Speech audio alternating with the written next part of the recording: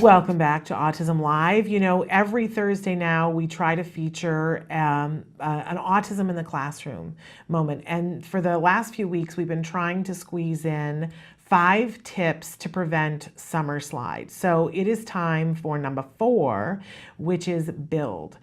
Now, first of all, to recap, summer slide is what happens to all kids, whether they're on the spectrum or not, when they're not in class. They're outside and maybe they're playing, and that's a wonderful thing. But if we're not keeping up with teaching them and having them learn, they will lose skills. And when they come back in the fall, not be as ready to start the school year. It's so bad that most teachers at this point spend the first 8 weeks of the new year recapping everything that they did in the last school year to make sure that everybody has a base from which to move on. So we've got these 5 things that can help your child A, have fun, and B, keep the learning going, because for kids on the autism spectrum, this is an ideal time to not slide and instead move ahead. We can get caught up. Okay, so building, number 4, and remember, any of these 5 things you can do at any point with any individual, regardless of their skill level. You just figure out where to start. So for little itty bitty kids, we have those blocks that they're called pop blocks, and you can squeeze them and pop them together and make different things. You can start with a little baby with those, and even if they're just squeezing them and you're doing more of the putting together, it can be very fun. But very quickly, you want to make sure that every little baby has some blocks to play with. Blocks that nothing to do to attach, but that we can stack them, because we can line them up, which our kids are good at, but we can stack them in different configurations. I love Fisher-Price makes blocks that are extra reinforcing because they have different things in them. They shake, or they do something, or they have a figure in them. Babies love these. They're very reinforcing. But if you don't have those, Einstein played with little wooden blocks. There's nothing wrong with that, but every kid should have some blocks. In fact, when your child got diagnosed with autism, at some point, the person diagnosing probably sat down and made a block structure and then put blocks in front of the child to see, could the child copy them? Well, this is a great thing to do with your child for fun. And you can make it reinforcing because you start out with something very simple that you think that they can do. And if it's only putting one block and putting another block on top of it, you do it, and you can help them hand over hand to do it. And then you praise them and tickle them and do all kinds of fun things, give them bubbles, whatever. And they go, hey, the party shows up when they do this. So then you make it more and more complex. Also, you're starting to teach cause and effect, in that one of the things that our kids find really reinforcing a lot of the times is that you build it up and then you crash it down. Our kids tend to really love that.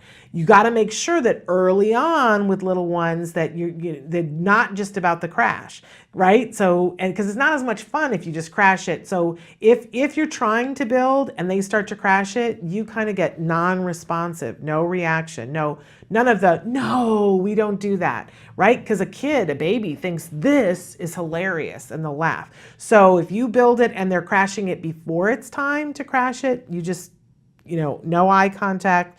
It's like you turned off, right?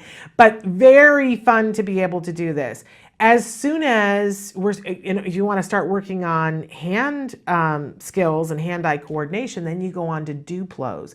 Duplos are the Legos that are for little kids, and they're really colorful, and now they come in lots of different colors that aren't just the primary color. They come in colors that are traditionally girl colors and colors that are traditionally boy colors. I think it's good to mix those up and not have anything traditional.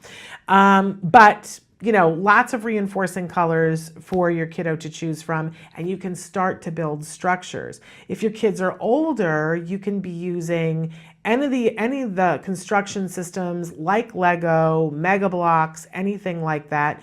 You can always go outside and you can build something out of sticks. You can make a fairy house.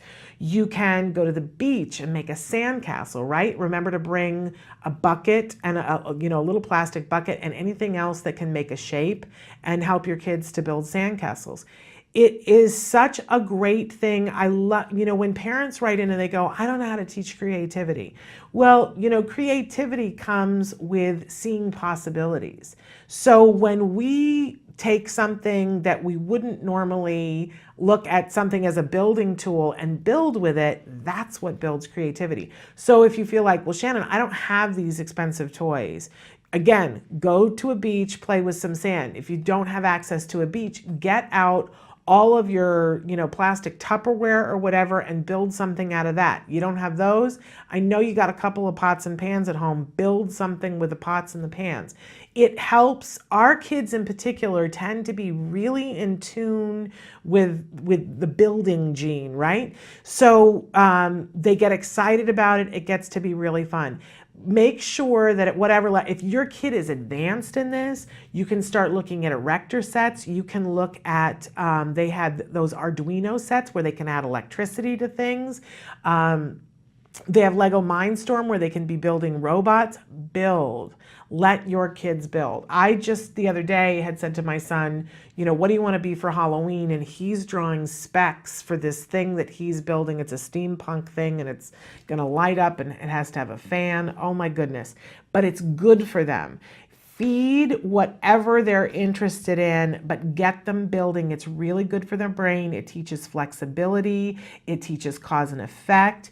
It teaches planning, right? But it gives them a way to fail because you build the block and it falls down. No harm, no foul, right? So it's a really good thing for our kids. Building, it's something that you can do this summer no matter what age, no matter what you have, you can find a way to do this.